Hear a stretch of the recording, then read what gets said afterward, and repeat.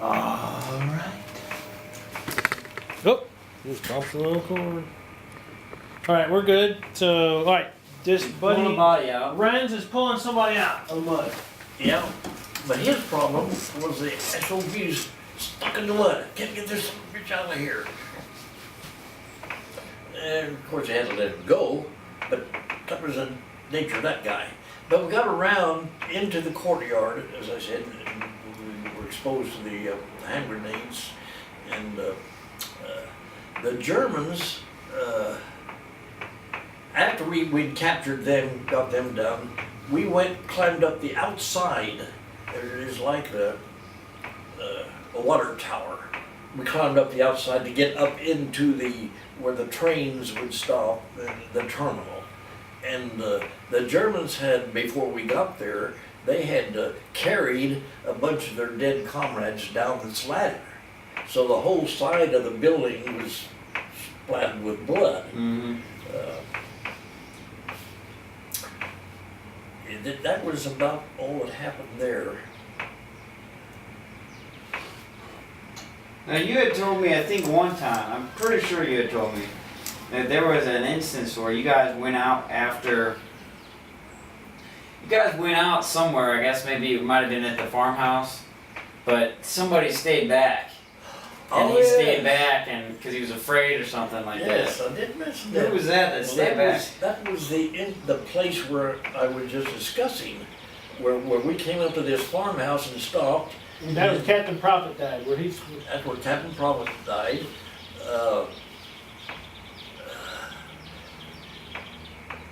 We went through, initially, we went to the farmhouse and then through the pine scrubs and further on in, and there were Germans over there. And when we went in, they started this way. But a coward, a Mexican guy, stayed behind. When we went in, going on down, he stayed in the farmhouse and was on the second floor. So he saw these other crowds coming our way, so he opened up, fired a couple. So they took off, and this guy got a medal for staying behind because he was a coward to go with us. Yeah. Just Just having to make a lucky shot when he was away from danger. Yeah. and more lucky than that, Jesse, the son of a guy dived under the bed. Oh wow. The sequence, the chronology is a little bit mixed up, but anyway, when he dived under the bed, out fell a pearl-handled pistol. When the Germans had hid it under the mattress up there. So this guy gets a medal and a nice pistol for firing a couple of shots.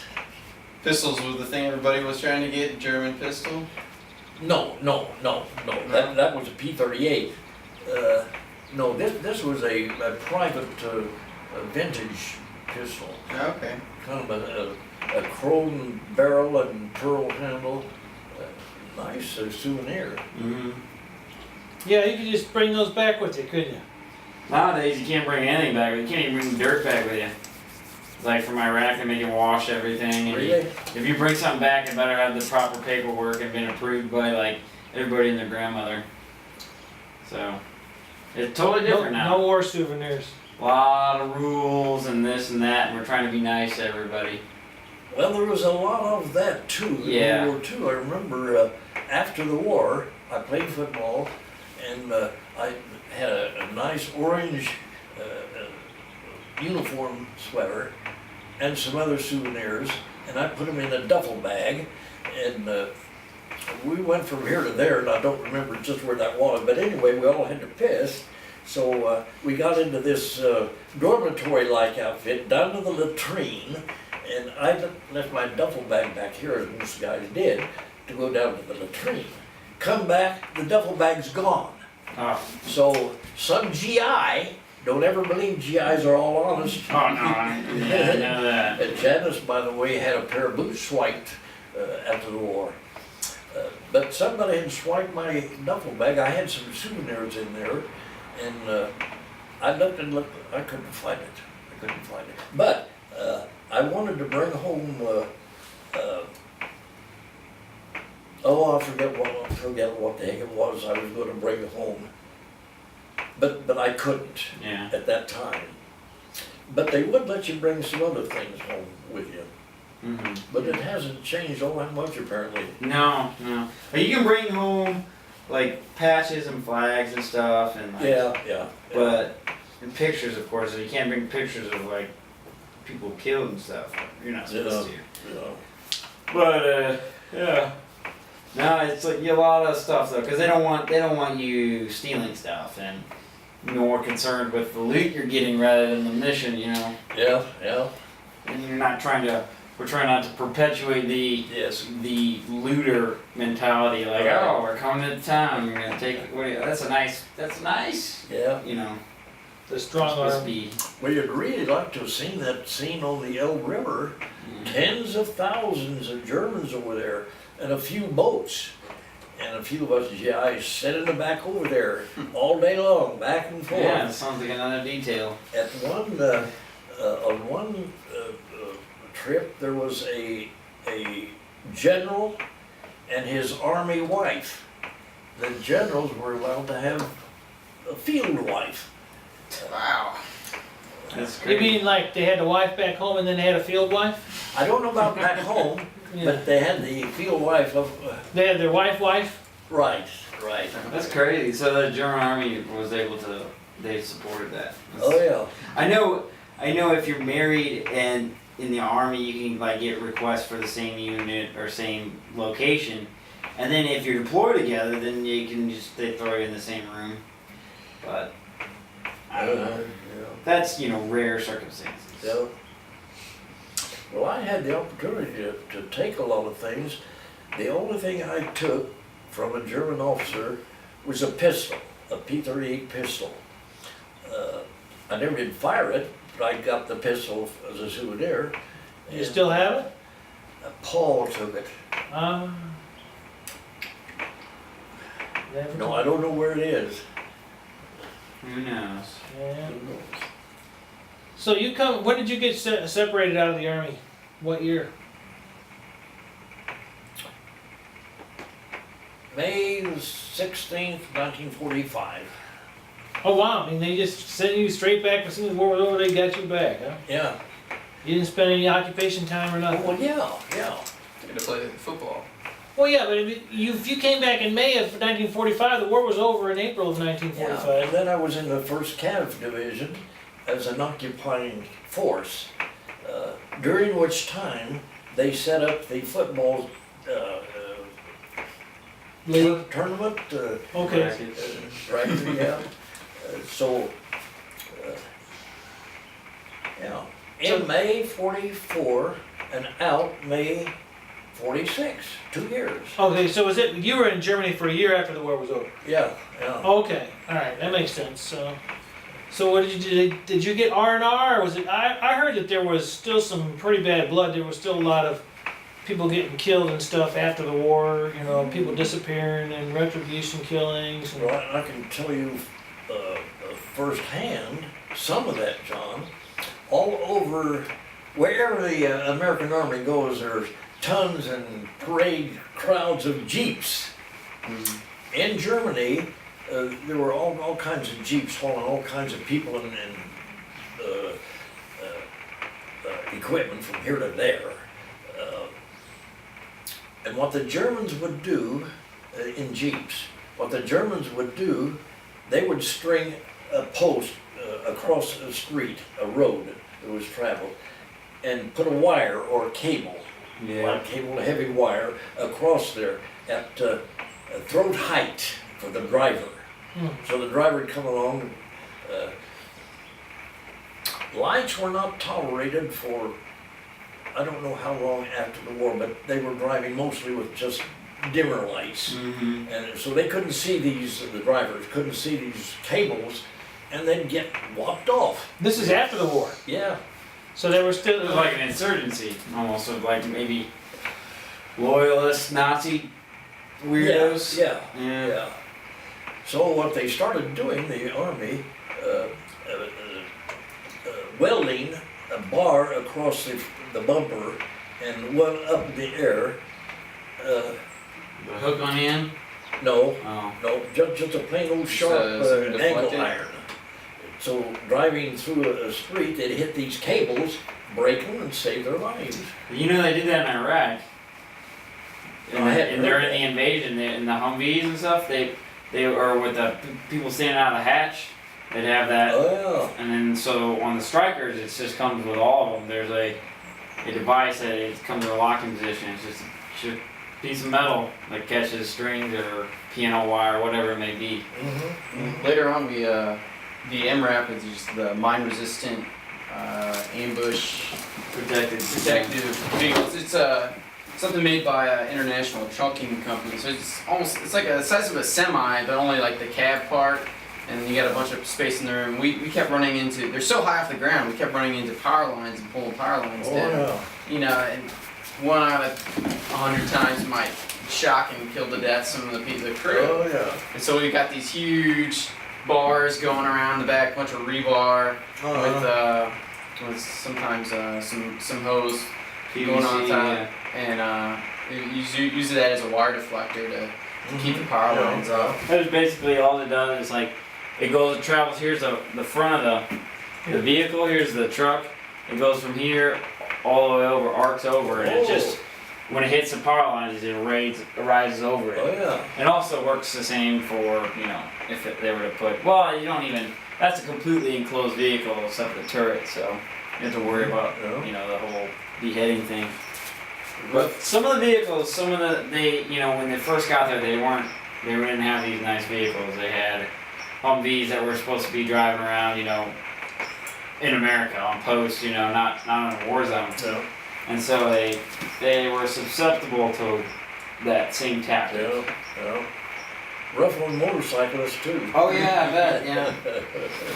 So, what else was going on after the war? You played some football. Oh, yeah. Did you interact with the Germans much yourself, or? Well, that question had two aspects, John, on a personal level and in the crowd level. But they did attend the football games. The Germans? Yeah, the Germans. And I Well, could only speculate what some of them said, but a lot of them thought we were a bunch of nuts. Going to slamming into each other and knocking each other over. Yeah, it's a little different from their football. Yeah. now you did say you guys actually your division liberated a couple concentration camps. Yes. Yes. You don't know what towns they were near? or No, I nothing? don't. It's, But was it sad as you hear on the NC, or? I was there. So, I mean, it's just as bad as you. Oh, well, not Buchenwald. That was the classic torture camp where they deliberately had ovens. I didn't see any ovens, but Buchenwald they cremated Jews by the hundreds. This is an extermination camp. Yeah. Don't even try to dress it up. So were your camps more like slave labor camps? Yeah, yeah. But by the time we got there, all of that had been stopped. Yeah, The they try to. Germans took off, and some of the inmates made. I remember they made some sugar candy. That's the best I can describe it. It was water, but sweet and frozen, which they would pass out to the GIs. Wow. I don't remember what the heck that was or where they got these stuff. That they swiped it from the kitchen.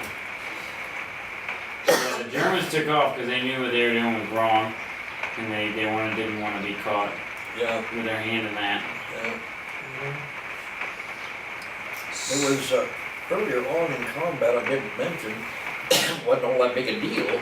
We got M1s to start with, and then I took over as a anti-tank grenadier, which we had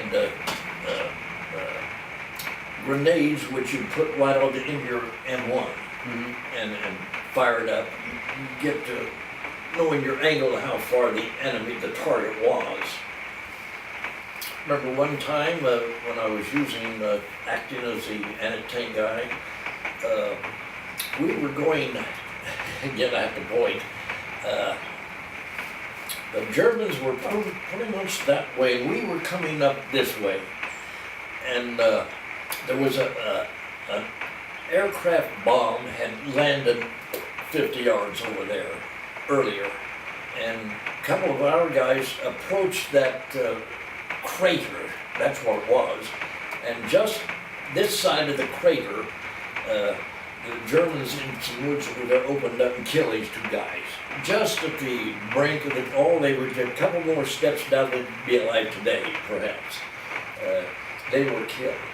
But I was coming up over here, and some Germans started down around here. And I caught sight of them, so I opened up with my grenade, put my grenades on here and fired them up over there. GIs coming up to my back saying, hey, the enemy's that way. I said, if you come up front, you'll see where the enemy is. Oh, so I thought you were just wacko. Yeah. But these guys are trying to flank you.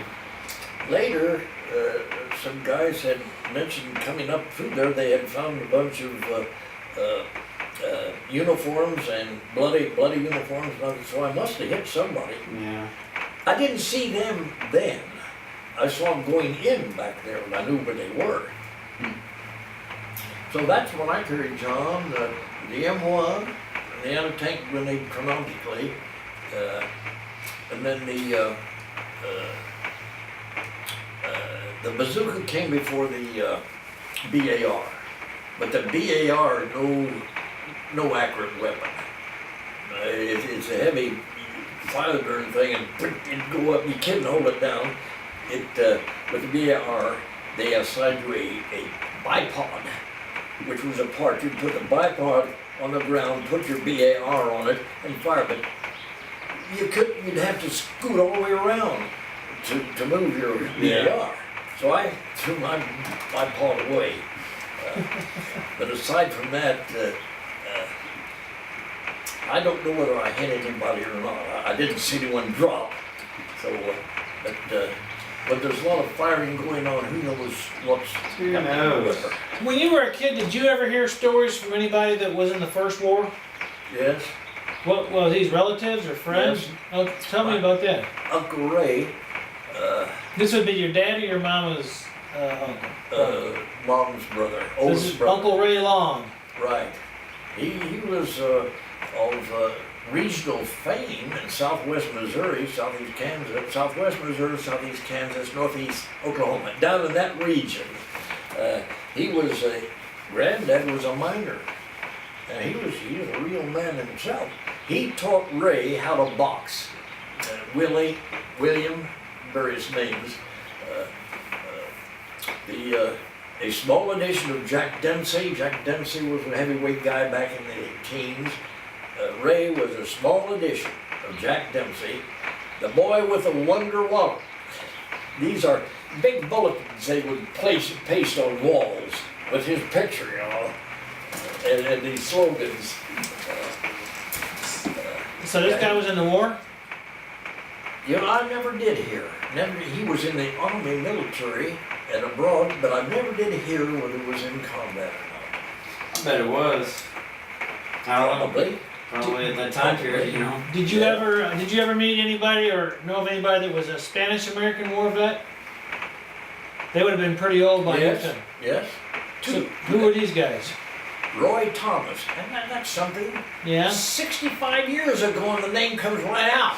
Big Roy Thomas. And I can't remember something 5 minutes ago. Yeah. That brain is a marvelous, marvelous piece of. Even when it starts to crap out on you, it's like, wow. So Roy Thomas. He was a tailor in Webb City, and also he was one of the leaders in the Boy Scouts. I was an Eagle at 15. 15 years for me was 4 years before I went into the Army. So being an Eagle at 15 and a soldier at 18. So what? But Roy was, he was in World War I. Was he Spanish American too? Oh, that's